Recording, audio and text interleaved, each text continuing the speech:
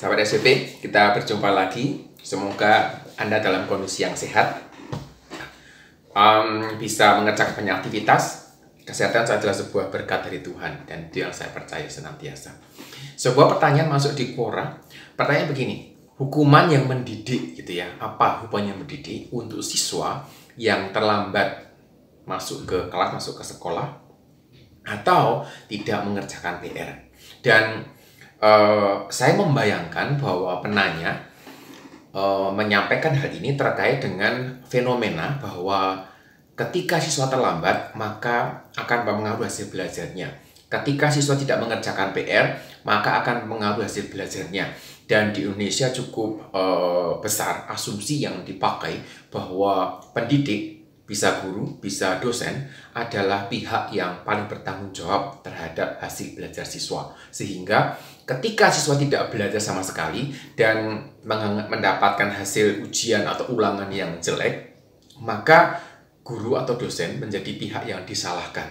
Menurut saya ini harus diperbaiki, begitu ya. Sehingga ketika ada siswa yang terlambat atau tidak mengerjakan PR dan bisa berakibat hasil belajarnya jelek, maka ini menimbulkan kekhawatiran tersendiri di antara kalangan pendidik. Jadi kalau kita bicara sebenarnya masalah tanggung jawab gitu ya, dan sebenarnya yang tidak bertanggung jawab yang menanggung akibatnya seperti itu. Tetapi ya fenomenanya agak berbeda. Jadi itu yang akan kita bicarakan hari ini. Selesaikan beberapa hal dulu, kemudian nanti kita lanjutkan ya.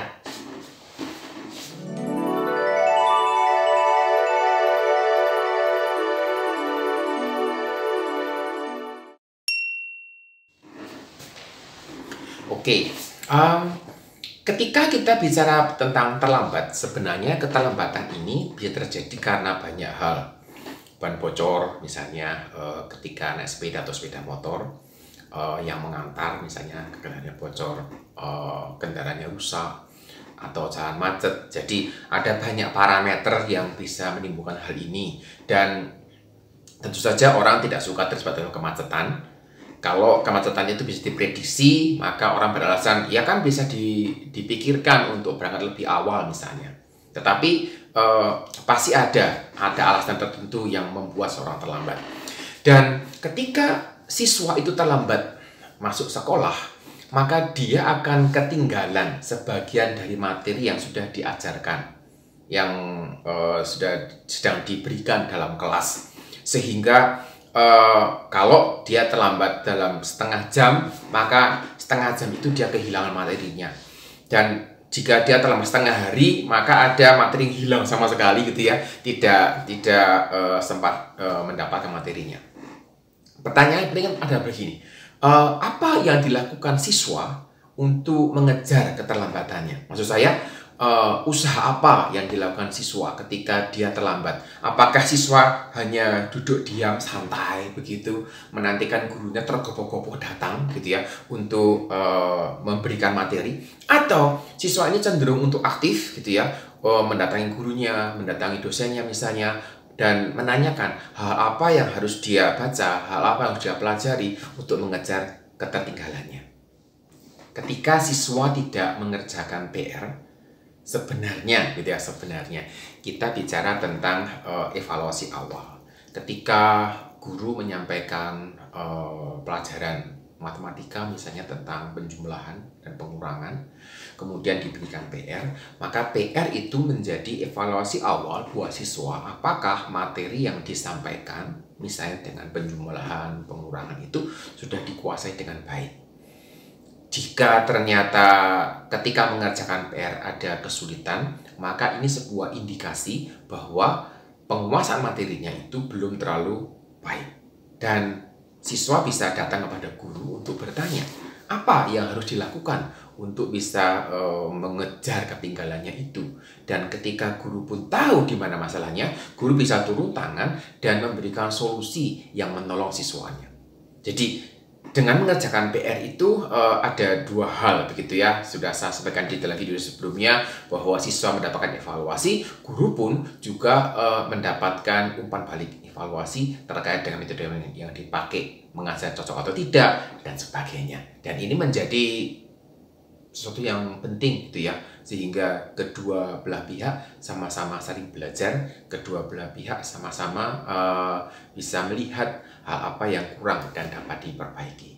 Seperti yang saya sampaikan tadi, keterlambatan dan tidak mengerjakan PR itu akan punya dampak terhadap nilai akhir siswa ketika penguasaan materinya itu terpengaruh, sehingga dalam tugas-tugas yang diberikan, dalam penilaian, evaluasi, ulangan, ujian, tes, dan sebagainya, maka ada kontribusi dari sini sehingga nilai siswa itu tidak seperti yang diharapkan. Dan dampak ini sering diremehkan gitu ya, tetapi guru yang kena getahnya. Saya mendapatkan gambar yang cukup lucu gitu ya, di tahun berapa 70 80 gitu ya, ketika siswa nilainya jelek maka orang tua memarahi siswa. Tetapi di zaman now ini terbalik gitu, ketika nilai siswanya jelek orang tuanya marah ke gurunya, seperti itu. Apakah itu sebuah fenomena yang sedang benar-benar sangat kuat ada di tengah-tengah kita di masyarakat? Menurut saya itu mesti diperbaiki, sehingga ketika siswa tidak mengerjakan PR, ketika dia terlambat sehingga tidak mendapatkan semua materi secara utuh dan berdampak pada nilai akhirnya, maka guru ini tidak dagdikduk gitu ya, aduh nanti jangan-jangan di akhir semester nilainya jelek sehingga saya kena marah, kena damprat dan sebagainya. Karena memang ada pengalaman beberapa teman yang menjadi guru dan dia melihat sendiri gitu ya, rekan sejawatnya didatangi orang tua yang marah-marah karena nilai anaknya yang jelek. Sebenarnya siswa yang datang terlambat wajib mengejar ketinggalannya, tidak peduli alasan keterlambatannya apa. Dan ini merupakan sebuah tanggung jawab, bentuk tanggung jawab untuk mengejar ketinggalannya, untuk bertanya kepada gurunya. Mungkin kalau bertanya pada guru sungkan atau merasa malu gitu ya, bisa bertanya kepada temannya, pinjam catatan, bertanya ini itu dan sebagainya. Itu jadi tanggung jawab siswa yang harus dikerjakan. Kalau memang diperlukan, bisa datang ke guru. Dan menurut saya keterlambatan ini bukan menjadi tanggung jawab guru, sehingga guru harus berpikir bagaimana ya memberikan hukuman yang mendidik gitu ya, yang membuat siswa kapok gitu ya, untuk kapok untuk terlambat seperti itu. Jadi meminta gitu ya, bukan memohon sepertinya kok melas begitu, tapi mengharapkan siswa itu untuk aktif bertanggung jawab untuk apa yang sudah terjadi. Jadi saya sih tidak terlalu peduli gitu ya dengan alasan keterlambatannya apa, tetapi apa yang dilakukan siswa, apa yang dilakukan mahasiswa ketika dia terlambat. Dan ini menjadi sebuah catatan tersendiri khususnya. Ketika siswa yang terlambat ini santai gitu ya, tenang gitu, tidak terganggu dengan keterlambatannya, disinilah terjadi satu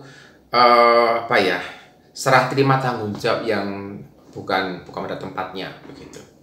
Sehingga ketika nilainya siswa ini jelek, maka guru dianggap bertanggung jawab. Gurunya ngajarnya tidak betul itu pasti, itu tidak bisa ngajar dan sebagainya. Padahal gurunya ngajar dengan baik, hanya siswanya terlambat. Sebagaimana gitu.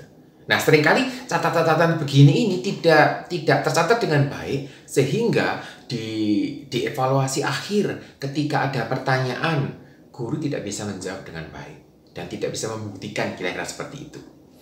Hal yang sama juga terjadi ketika siswa itu tidak mengerjakan PR. Jadi begitu ada siswa tidak mengerjakan PR, alarm alarmnya bunyi gitu ya. Kenapa bunyi? Karena wah, ini bisa jadi peringatan dini bahwa kemungkin dalam waktu beberapa bulan ke depan akan bertemu dengan orang tua yang marah-marah, atau mungkin dipanggil kepala sekolah misalnya terkait dengan nilai siswa yang tidak sesuai dengan harapan. Jadi saya bisa mengerti gitu ya, pertanyaan itu muncul seperti itu. Kalau diperhatikan, Sepertinya kok terbalik dunianya. Siswa yang tidak bertanggung jawab, tapi guru yang kelabakan, begitu. Siswa yang tidak belajar, guru yang kebingungan. Siswa yang tidak mengerjakan PR, guru yang merasa, waduh, ini bagaimana ya, seperti itu. Jadi, menurut saya ada sesuatu yang kita perlu perbaiki di dalam masyarakat. Dari mana? Ya, dari orang-orang, dari sahabat SDP yang bisa berpikir normal, dari sahabat SDP yang bisa melihat bahwa ada bentuk tanggung jawab tertentu yang dikerjakan siswa juga. Dan saya sangat berharap gitu bahwa keterbalikan situasi bahwa dunia yang terbalik ini kita bisa kembalikan kepada jalur yang sebenarnya, sehingga setiap pihak punya tanggung jawab. Guru punya tanggung jawab, siswa juga punya tanggung jawab. Nah, terus bagaimana solusinya? Solusinya adalah begini. Saya cenderung juga yang saya kerjakan di kampus dengan mahasiswa. Mahasiswa yang tidak mengerjakan tugas, yang tidak mengerjakan PR, itu menjadi sebuah catatan buat saya. Dan saya akan berikan catatan khusus seperti itu. Kalau di dunia mahasiswa, di kelas saya khususnya, saya tidak pernah mewajibkan mereka untuk hadir. Tetapi kehadiran saya catat sebagai sebuah bukti jika di akhir semester ada masalah dengan mahasiswa ini. Saya bisa menunjukkan bahwa ini tidak pernah hadir dalam kuliah, sehingga ya ini hasilnya. Itu sudah tanggung jawab saya. Kemudian keterlambatan juga demikian. Keterlambatan sebenarnya keterlambatan itu mengganggu konsentrasi teman-teman yang lain. Jadi mereka sedang duduk mendengarkan, tiba semuanya pindah. Nah, pindahnya ini gitu ya, buyar konsentrasinya, dan untuk kembali lagi bukan hal yang mudah. Dan buat saya, setiap catatan kecil yang terjadi seperti apa ya, seperti berita acara pembelajaran begitu, itu menjadi catatan yang dapat dipakai oleh guru untuk menunjukkan bahwa ada tanggung jawab yang tidak dikerjakan oleh siswa. Mungkin untuk level-level kelas SD masih agak sulit begitu ya, tetapi setidaknya catatan ini menolong guru atau siapa yang menyelamatkan guru gitu ya, ketika ada pertanyaan-pertanyaan tertentu yang muncul dari orang tua atau dari kepala sekolah misalnya. Nah, kita kembali ke pertanyaan awal, hukuman apa yang mendidik gitu. Sebenarnya dalam pandangan saya, nilai jelek yang diperoleh siswa adalah sebuah hukuman. Jadi itu efek yang harus ditanggungnya. Permasalahannya adalah hal ini tidak akan efektif, hal ini tidak akan bermanfaat, hal ini tidak akan berdampak ketika asumsi yang ada di masyarakat tidak diubah. Asumsi apa? Asumsi bahwa nilai jelek adalah tanggung jawab dari guru. Saya menyadari bahwa mengubah pandangan masyarakat itu bukan sesuatu yang mudah. Pepatah mengatakan tidak semudah gitu ya membalik telapak tangan, plik gitu gampang. Tetapi pandangan masyarakat sudah mengakar bertahun-tahun dan itu menjadi sesuatu yang memprihatinkan sebenarnya. Tetapi saya melihat bahwa kita masih punya harapan ketika ada orang-orang yang masih peduli dengan pendidikan. Kepala sekolah atau sekolah pada khususnya seharusnya berani untuk membela guru yang bertanggung jawab, guru yang mengajar dengan baik, tetapi setelah tidak belajar. Seharusnya kepala sekolah berani membela guru yang demikian. Dan saya sangat berharap bahwa dengan adanya kepala sekolah atau sekolah yang berani membela guru yang bertanggung jawab, terus nilai siswanya jelek, itu bisa menolong masyarakat untuk mengubah pandangannya. Tapi sebenarnya sekali lagi, perubahan selalu berawal dari diri kita sendiri. Kita tidak bisa mengatakan, saya akan berubah gitu ya ketika orang lain juga berubah pandangannya. Tidak bisa. Jadi menurut saya itu kita bisa lakukan. Saya kira itu yang bisa saya sampaikan. Kita ketemu lagi lain waktu ya.